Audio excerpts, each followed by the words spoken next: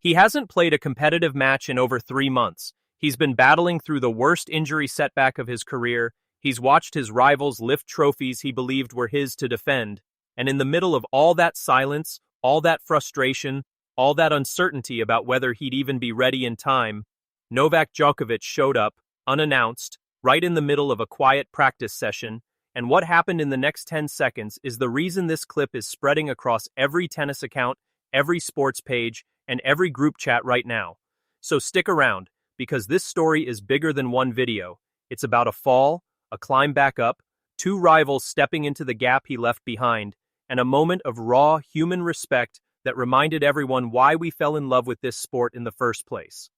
Let's rewind to April 2026, the Barcelona Open, first round, and Carlos Alcaraz, the world number 3, 7-time Grand Slam champion, the youngest man in history to complete the career Grand Slam after his win at the Australian Open just months earlier, steps onto the court against Otto Virtanen with nobody expecting trouble because Alcaraz is on fire. He's already won in Doha, he's playing some of the best tennis of his young career, and then, without warning, without a scream, without a stretcher, just a quiet and sinking moment that tennis fans would replay in their heads for months to come, he suffers a right wrist injury, and that one moment, that one twist, is about to change the entire trajectory of his 2026 season.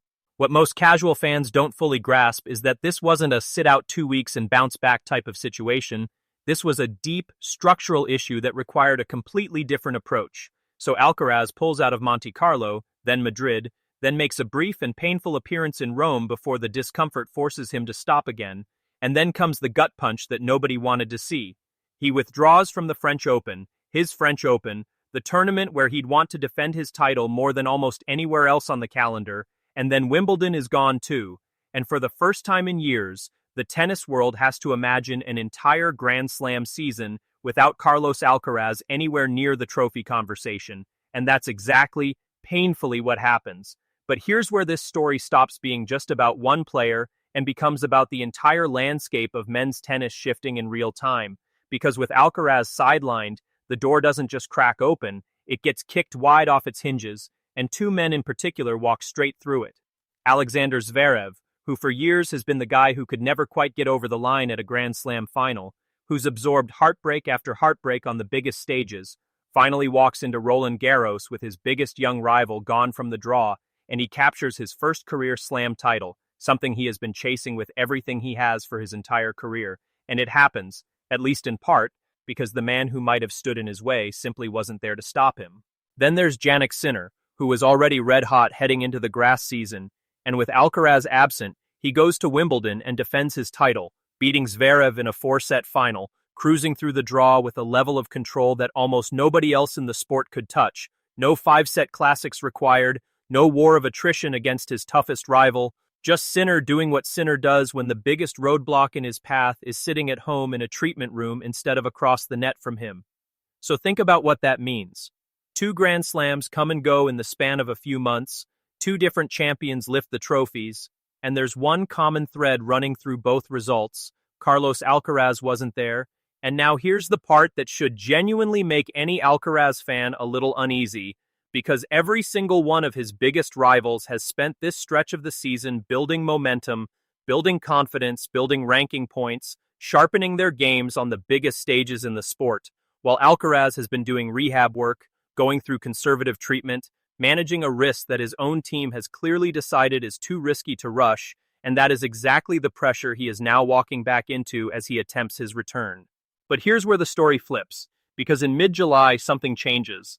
Alcaraz starts posting training footage, not full-speed rallies, not aggressive baseline exchanges, but gentle, tentative shots, careful footwork, controlled movement. And it's not much, but it's something. It's proof of life after months of near silence from his camp, and fans zoom in on every single frame trying to read the tea leaves. Is his wrist wrapped? Does his form look clean? Is there any flinch or hesitation in his swing? And then comes the update that actually matters more than any grainy training clip could. Alcaraz officially enters the Cincinnati Open, the exact tournament he won and successfully defended as champion the year before. And that single act of entering the draw tells the entire tennis world everything it needs to know. His team believes he is close, close enough to commit to a return date, close enough to start planning a real comeback instead of just hoping for one. And then there's the detail that got just as much attention as the injury updates themselves. The haircut. A new look. Cleaner, sharper, more deliberate. And in the world of professional sports, players often reset their image right before stepping back into the spotlight after a difficult stretch, and Alcaraz's new haircut instantly becomes its own talking point across social media.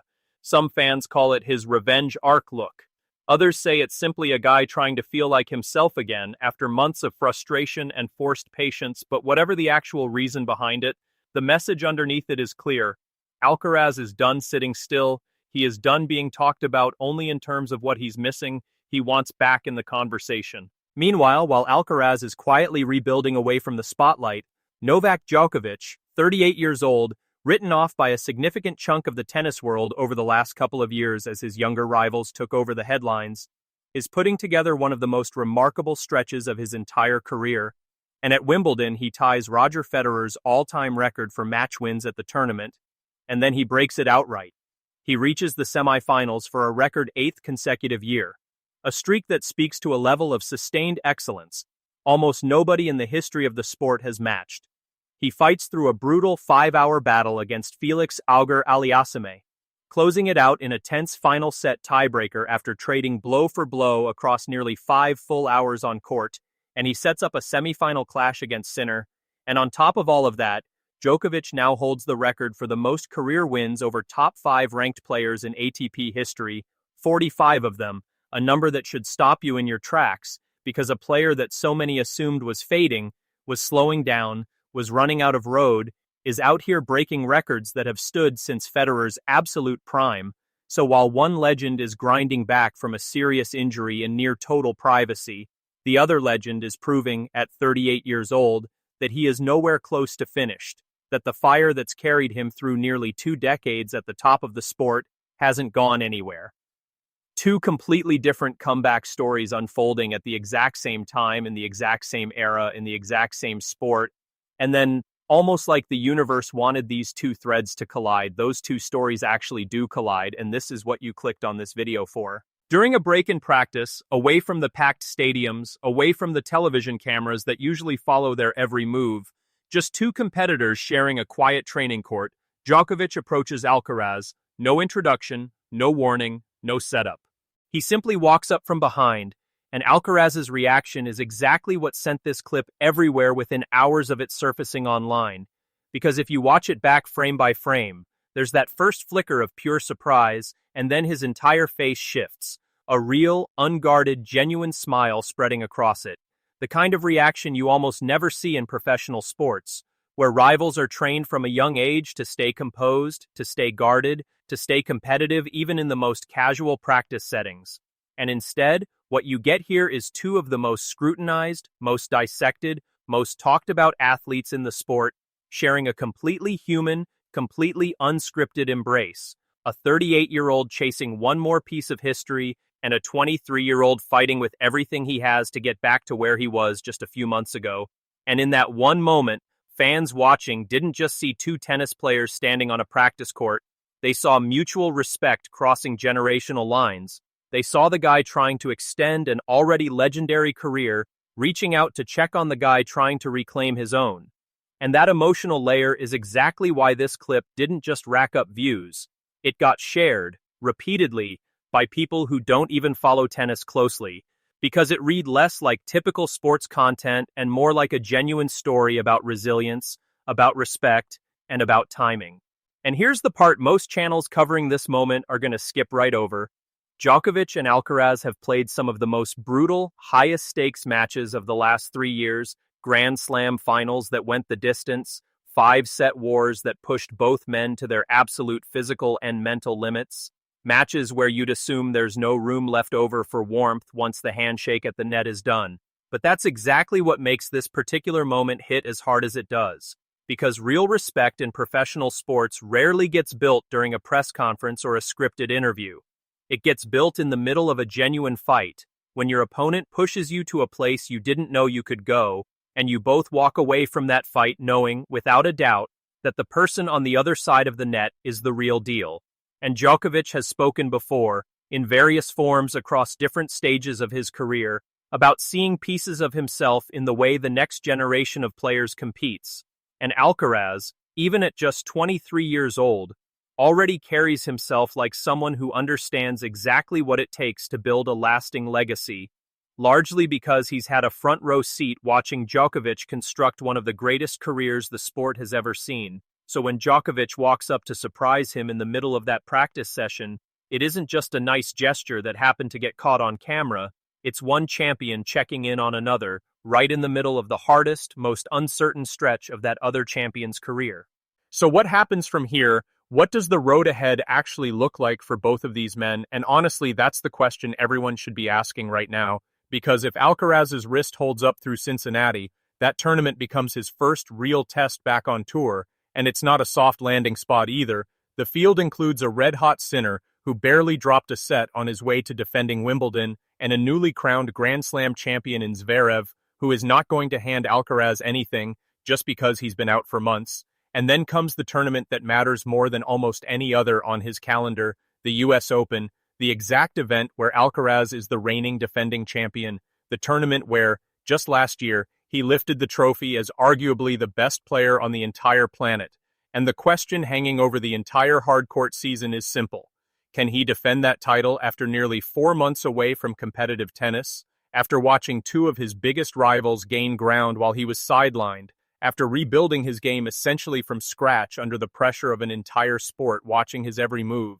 Meanwhile, Djokovic keeps chasing that elusive 25th Grand Slam title, a number that would put him completely alone at the top of the sport's history books, past every rival, past every generation, past every record that's ever stood before him. And these are two very different missions, two very different timelines, two very different sets of pressure. But for one brief, unscripted moment on a quiet practice court, none of that mattered. There was just a shared human connection between two men who've spent years pushing each other to become better versions of themselves. So here's the real question you need to answer for yourself. Was this surprise visit simply a nice moment shared between two athletes who genuinely respect each other? Or was it Djokovic quietly reminding Alcaraz and reminding everyone watching that the rivalry between them is far from finished, that the next chapter of this story is just getting started?